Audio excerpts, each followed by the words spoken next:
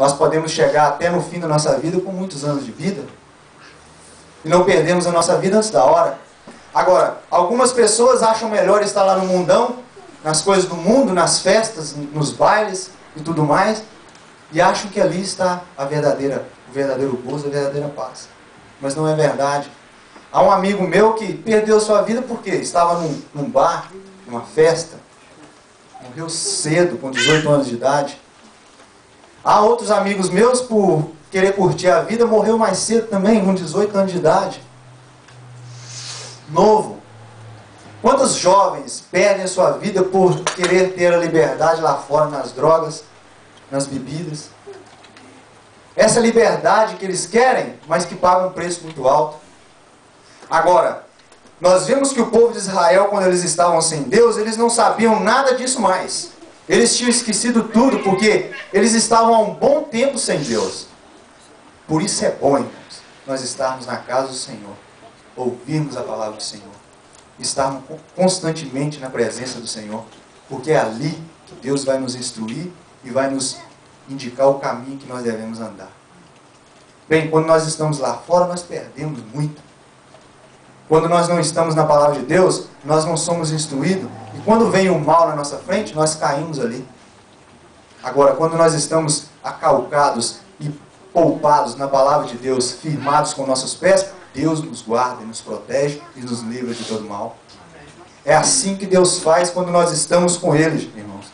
Bem, no capítulo 5, quer dizer, no versículo 5, a parte B, nós vemos que aquele povo estava em grande perturbação. Quando nós olhamos lá fora, o mundo está assim. E lembrando da passagem lá que eu vi na televisão sobre este assunto, a gente sente dó. Pessoas mulheres velhas de idade, que a gente poderia olhar para ela e falar assim, essa poderia ser minha mãe.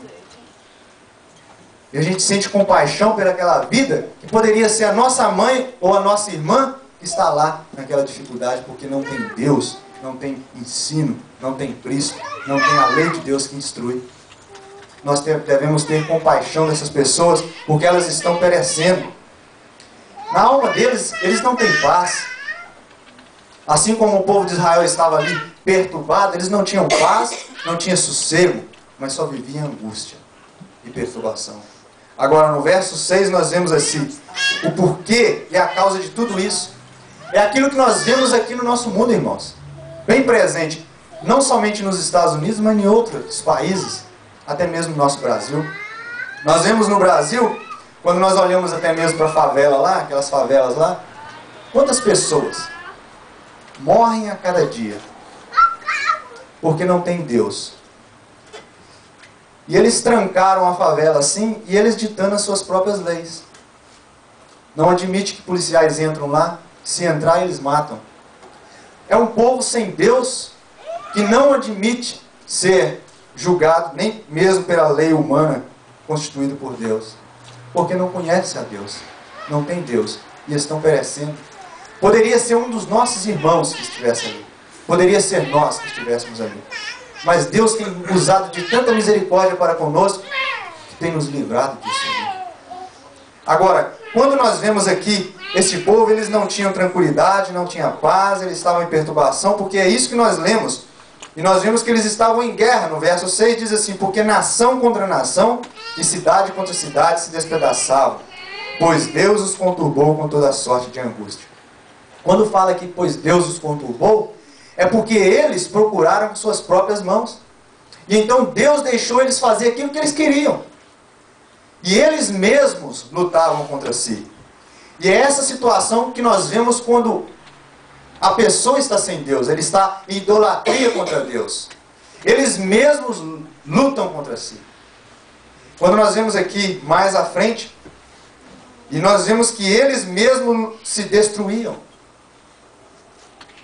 Bem, havia guerra na nação, cidade estava lutando contra a cidade. E é isso que nós vemos nos dias de hoje. Porque a idolatria tem tomado conta no mundo em que nós vivemos.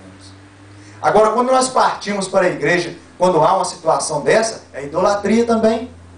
Quando nós vemos as famílias sendo destruídas, os lares desfeitos, quando nós vemos contenda nos lares, isso é idolatria, é pecado, nós devemos arrepender. Bem, o povo de Israel estava nessa situação. Na igreja, irmãos, também há muita idolatria, quando nós sabemos nos dias de hoje. Eu posso citar algumas coisas aqui que é idolatria. E não é para tirar sarro, mas é que Deus possa ter misericórdia. Há algumas igrejas que faz culto a anjos. Só trazer um lembrete aqui, que é bom que nós também tenhamos cuidado, porque muitas das vezes não é ensinado nas igrejas que culto a anjos não é da vontade de Deus, é idolatria. Não vou citar onde é, mas o dia que você vê uma, saiba disso, é idolatria. Imagens de escultura nas igrejas, isso é idolatria. Não precisamos falar onde, mas aonde você vê é idolatria. Deus abomina. Quando nós vemos também pessoas falar que ouviu Deus falar com ele através de sonhos e visões, isso não é de Deus. Nós vamos ver mais à frente.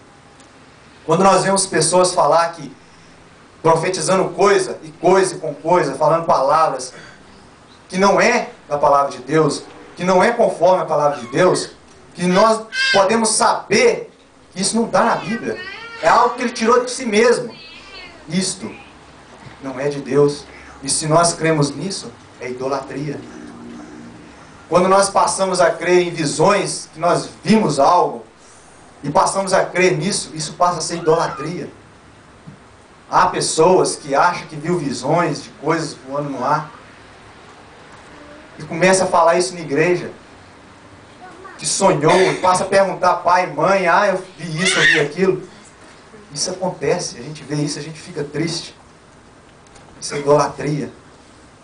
Agora, quando nós vemos na palavra de Deus, nessa situação aqui o povo estava em perturbação, em angústia, sem paz, distante de Deus, sem o ensino de Deus e sem a lei de Deus. O que fazer numa situação dessa? Nós vemos aqui algo que um rei fez, que foi muito importante, o rei Asa.